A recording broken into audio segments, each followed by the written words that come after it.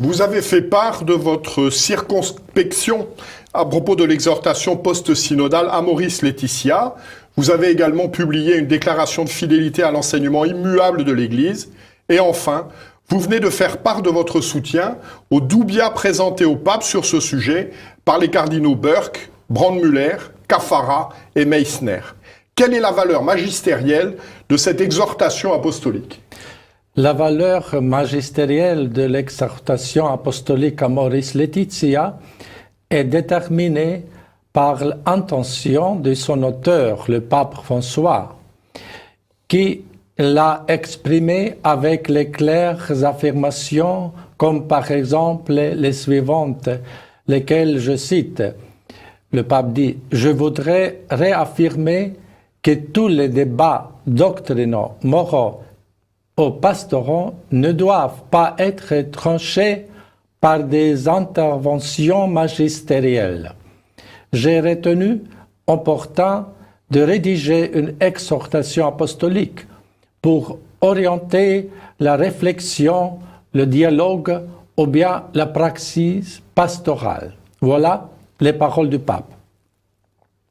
La fonction propre d'un acte magistériel consiste, selon les paroles du Concile Vatican II, en ce que, je cite, « Le magistère n'est pas au-dessus de la parole de Dieu, mais il est à son service, n'enseignant que ce qui a été transmis, puisque par mandat de Dieu, avec l'assistance de l'Esprit Saint, le magistère, la parole de Dieu garde saintement et l'expose aussi avec fidélité.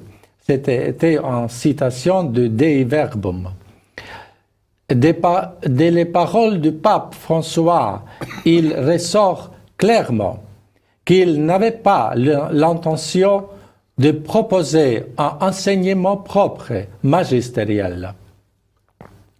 Selon pape François, Amoris Laetitia a le but de créer une situation de débat doctrinaux, moraux ou pastoraux et que ces débats ne doivent pas être tranchés par des interventions magistérielles. Mais quelle est la nature de vos interrogations sur ce texte ?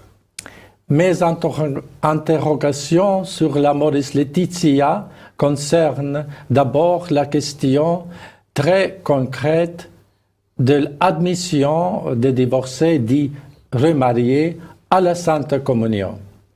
En fait, pendant les 2 dernières synodes sur la famille et après la publication de l'Amoris Laetitia, une lutte ardue éclata et qui perdure jusqu'à ce jour sur cette question concrète. Tous ceux ecclésiastiques qui veulent un autre évangile, c'est-à-dire un évangile du droit au divorce, un évangile de la liberté sexuelle, en résumé, un évangile sans le 6e commandement de Dieu. Tels ecclésiastiques donc usent tous les moyens, c'est-à-dire astuces, tromperies, chefs d'œuvre de rhétorique et dialectique, et même la tactique d'intimidation et de violence morale, afin d'atteindre leur objectif de l'admission des divorcés dits remariés à la Sainte Communion, sans que ceux-ci remplissent la condition de vivre en continence parfaite, une condition demandée par la loi divine. Une fois cet objectif atteint, même limité au cas dit de discernement exceptionnel, la porte est ouverte à l'introduction de l'évangile du divorce, de l'évangile sans le 6e commandement.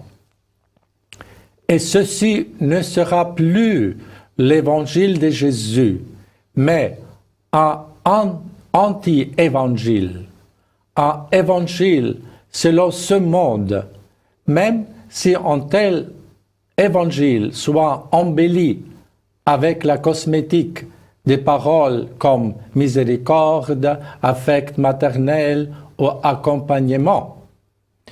Dans ce contexte, on doit rappeler une exhortation apostolique, celle de saint Paul, qui avait dit « Mais quand nous-mêmes, quand un ange du ciel annoncerait un autre évangile que celui que nous vous avons prêché, qu'il soit anathème. » Lettre aux Galatiens. Mais, Monseigneur, est-ce que ce type d'événement s'est déjà produit dans l'Église? Au sujet de la doctrine et la pratique concernant le sacrement du mariage et de la validité pérenne de la loi morale, nous assistons de nos jours une ambiguïté dont l'ampleur est comparable seulement à la confusion générale de la crise arienne du IVe siècle. Que peut-il se passer si les doubias présentés par les 4 cardinaux restent sans réponse? La tâche essentielle du pape est divinement établie pour notre Seigneur, c'est-à-dire conforter dans la foi tous les frères. Conforter dans la foi veut dire dissiper les doutes et apporter la clarté. Seulement le service de la clarté de la foi crée la vraie unité dans l'Église. Et ceci est la première et inéluctable tâche du pape. Si le pape ne remplit pas sa tâche dans les circonstances actuelles, les évêques doivent prêcher indéfectiblement l'évangile immuable concernant la doctrine divine de la morale et de la pérenne discipline du mariage, venant de cette manière fraternellement en aide au pape même, parce que le pape n'est pas un dictateur.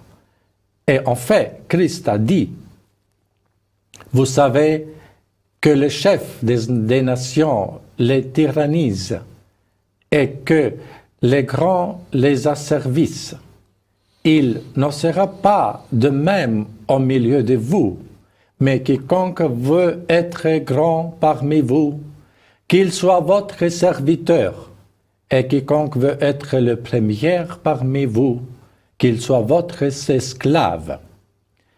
En outre, toute l'Église doit prier pour le pape afin qu'il retrouve la connaissance et le courage de accomplir sa première tâche. Quand le premier pape Saint-Pierre était incarcéré, toute l'Église pria continuellement pour lui et Dieu l'a libéré de ses chaînes. Mais n'y a-t-il pas en définitive, si ces problèmes perdurent, un risque de schisme? Il n'a pas seulement un risque de schisme, mais une certaine sorte de schisme existe déjà dans l'Église. Schisme veut dire en grec se séparer de la totalité du corps. Christ est la totalité du corps des vérités divines et de l'unité de son organisme surnaturel est aussi visible. Mais nous assistons aujourd'hui à une forme bizarre de schisme.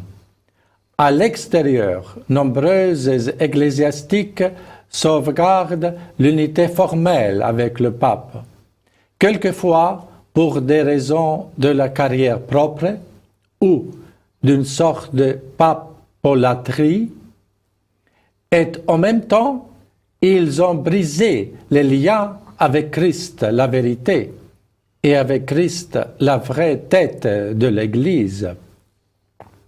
D'autre part, il y a des ecclésiastiques qui sont dénoncés comme schismatiques, en dépit du fait qu'ils vivent en paix canonique avec le pape et restent fidèles à Christ la vérité en promouvant assidûment son évangile de la vérité. Il est évident que ceux-ci qui sont à l'intérieur des vrais schismatiques en rapport avec le Christ usent des calomnies avec l'unique objectif de faire taire la voix de la vérité, en projetant de manière absurde son propre état schismatique intérieur auquel ecclésiastiques qui, indépendamment des louages ou des blâmes, défendent les divines vérités. En fait, comme dit la Sainte Écriture, la parole de la vérité divine n'est pas liée. Même si plusieurs hauts responsables de l'Église aujourd'hui obscurcissent temporellement la vérité de la doctrine du mariage et de sa discipline pérenne, cette doctrine et discipline resteront toujours immuables dans l'Église parce que l'Église n'est pas une fondation humaine, mais divine. Merci infiniment, Monseigneur, de ces propos pleins de foi, d'espérance et de charité.